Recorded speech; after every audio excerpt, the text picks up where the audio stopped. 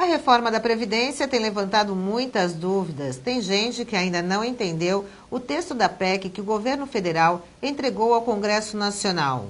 Idade mínima, tempo de contribuição e outras mudanças no sistema previdenciário.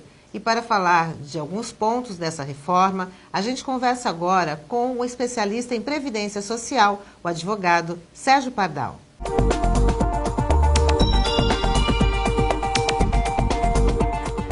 Olá, Pardal, seja bem-vindo ao nosso programa. Vamos começar nosso bate-papo falando se é necessária essa reforma da Previdência.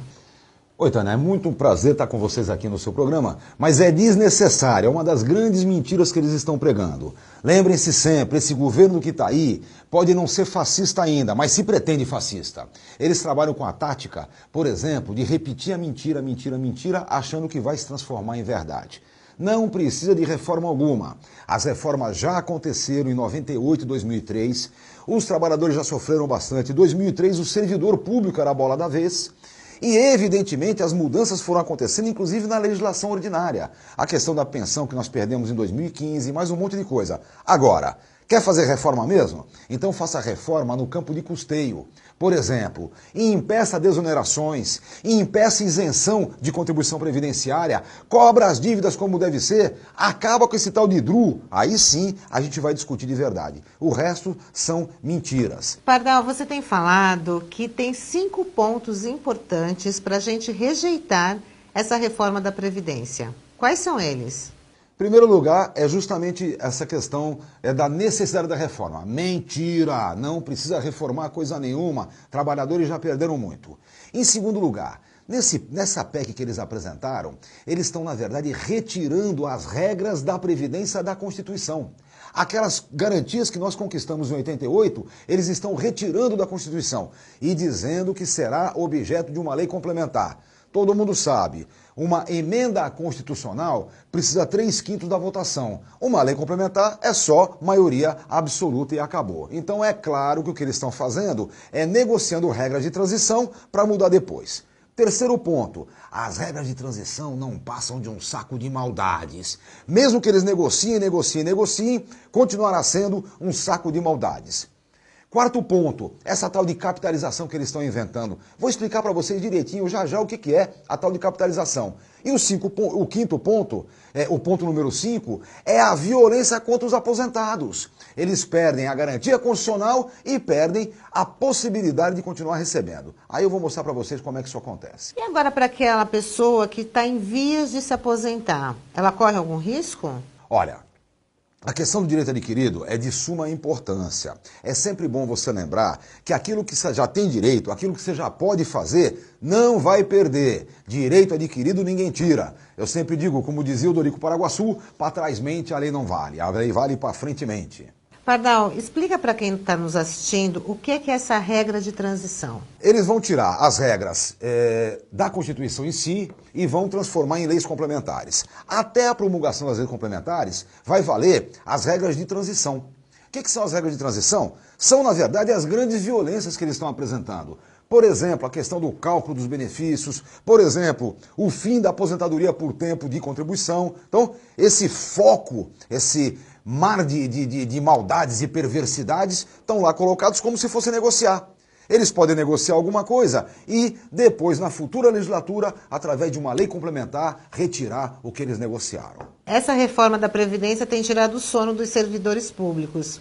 Faz sentido essa preocupação? A questão dos servidores públicos. Qual é o ponto principal que eles estão pegando? São as regras de transição. Existem regras de transição da emenda 41 em 2003 e da emenda 47 em 2005 que ainda permitem que uma boa parte dos servidores que entraram antes possam se aposentar pelo último salário com paridade de reajuste. Acontece que o que ele está mudando é a regra de transição.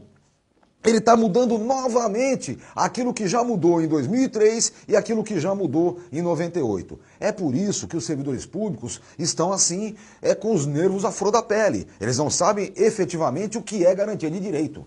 E como serão feitos esses cálculos? Vejam só que loucura. Eles estão tirando a aposentadoria por tempo de contribuição, fica só por idade, e estão juntando na necessidade da aposentadoria a somatória tempo de contribuição com a idade, que é aquela somatória para tirar o fator previdenciário, e no final da brincadeira eles arrebentam no cálculo. Imaginem só. Primeiro lugar, a média, que atualmente é dos maiores salários, que representa 80% de todos, passa a ser a média de tudo. Todas as contribuições desde julho de 94 entram nessa média. Segundo lugar, quem tiver até 20 anos de contribuição ganhará 60% da média. Cada ano a mais trabalhado vale mais 2%. O quê? Vou traduzir. Para ter 100% da média, tem que ter 40 anos de contribuição. Agora, mesmo na aposentadoria por invalidez, eles também querem trabalhar assim. Então, o sujeito que aposenta por invalidez tendo menos do que 20 anos de contribuição só ganha 60%. Aí veja só como o bicho pega. A pensão por morte, eles querem mudar o cálculo. Pensão por morte hoje paga 100% do que seria a aposentadoria do falecido. A pensão por morte que eles querem pagará 50% mais 10% para cada dependente que tem. Só uma brincadeirinha para a gente poder entender. O peão é atropelado e morto com 15 anos de trabalho. Ele deixa a mulher e um filho de 2 anos de idade. O que acontece? Ele teria a base de cálculo da pensão a sua aposentadoria. Como ele não é aposentado, eles fazem o cálculo da aposentadoria por invalidez e sobre isso calculam a pensão. O quê? A aposentadoria por invalidez dele vai ser 60% da média de contribuição. E a pensão por morte da viúva, com o filho, vai ser 70% da aposentadoria. É isso mesmo, 70% de 60% da média contributiva. Haja maldade, não é? Pardal, explica pra gente esse incentivo à capitalização. Olha só, um sistema de seguro social em qualquer país civilizado é um regime de repartição. Aqueles que estão trabalhando contribuem e essa contribuição é o que paga o benefício de quem está inativo. Em qualquer lugar é assim, tá bom? Qualquer lugar civilizado, claro. O que eles querem fazer é a mudança do regime de repartição para o chamado regime de capitalização. Vamos lembrar o que é isso? Os fundos de pensão que foram criados na década de 70 tinham um regime de capitalização, mas de benefício definido, não é? Por exemplo, uma Petros dizia para o petroleiro: meu amigo, eu vou pagar para você a diferença entre o que você ganharia em atividade e o que te paga o INPS. Isso era benefício definido. Eles mudaram, a partir de 98, para contribuição definida, que é o que está nesse projeto. Contribuição definida é o seguinte: você contribui todo mês, monta um fundo de reserva que será administrado por um sistema bancário qualquer. Quando chegar na hora de aposentar, você pega esse fundo todo e divide por sua expectativa de sobrevida. O cara tem 65 anos, se ele vai se aposentar e o IBGE diz que é 20 anos a expectativa, pega aquela grana e divide por 20 anos.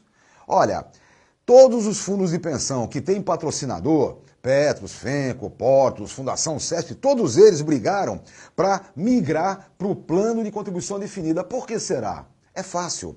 Um plano de benefício definido, se no fim não tiver como pagar, o patrocinador tem responsabilidade solidária. Um plano de contribuição definida, se vier um boom inflacionário, comer o dinheiro todo, sobrou zero, fica até mais fácil fazer a conta.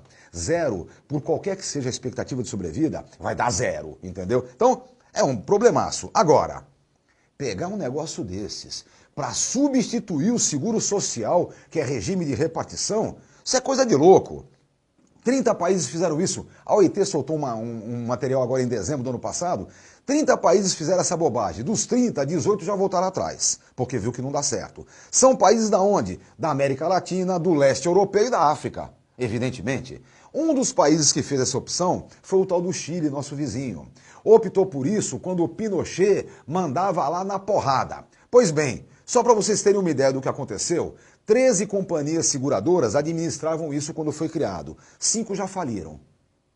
Só para vocês terem mais uma ideia, a estatística diz que o país da América Latina onde mais os idosos se suicidam é o Chile. Então, evidentemente, nós não queremos que os nossos idosos se suicidem. Por isso, temos que recusar essa capitalização proposta. E, Pardal, vai ter alguma mudança nesses itens de auxílio-doença, aposentadoria por invalidez e também a pensão por morte?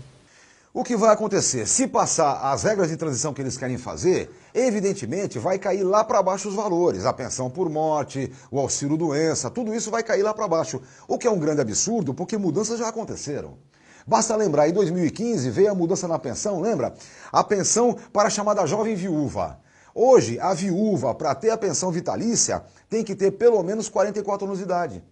Se tiver menos do que isso, não recebe mais de forma vitalícia. Então, essas coisas todas já foram modificadas. Não era mais necessário ser modificado de novo, muito menos nesse caminho que eles pretendem.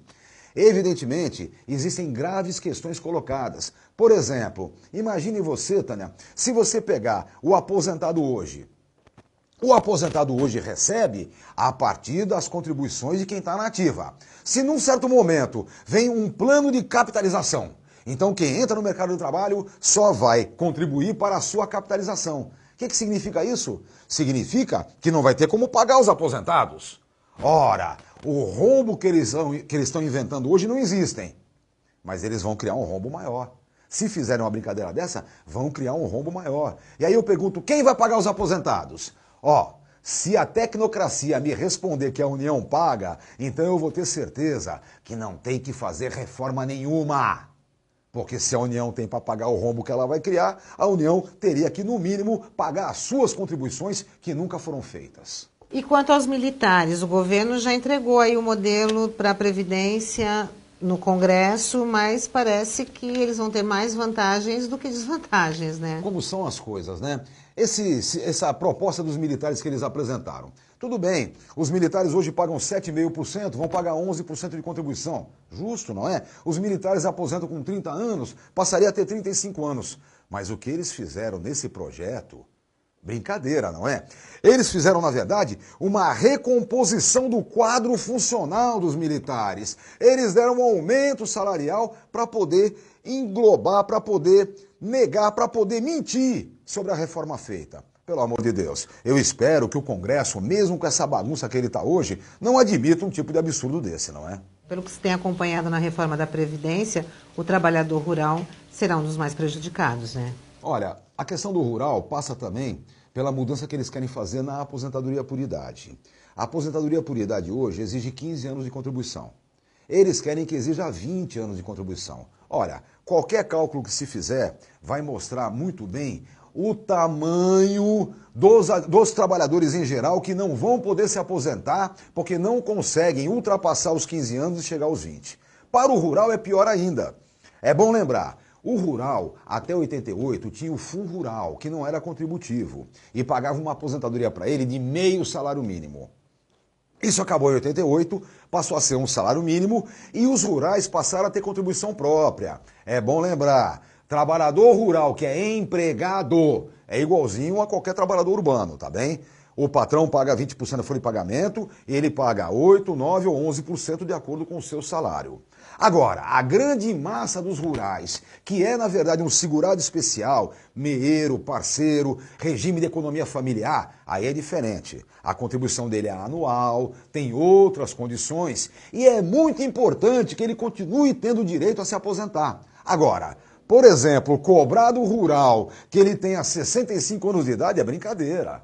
O rural não vive até os 65 anos de idade. E é isso que é preciso entender. Pardal, muito obrigada pela sua presença aqui no canal Aquaviário. Acredito que ainda tem muita coisa para esclarecer, mas como o nosso tempo é curto, a gente te espera em outra oportunidade. Muito obrigada. Com certeza, estou sempre à disposição e vamos brigar bastante. Esse ano não vamos de forma alguma abrir mão dos nossos direitos. Vamos resistir.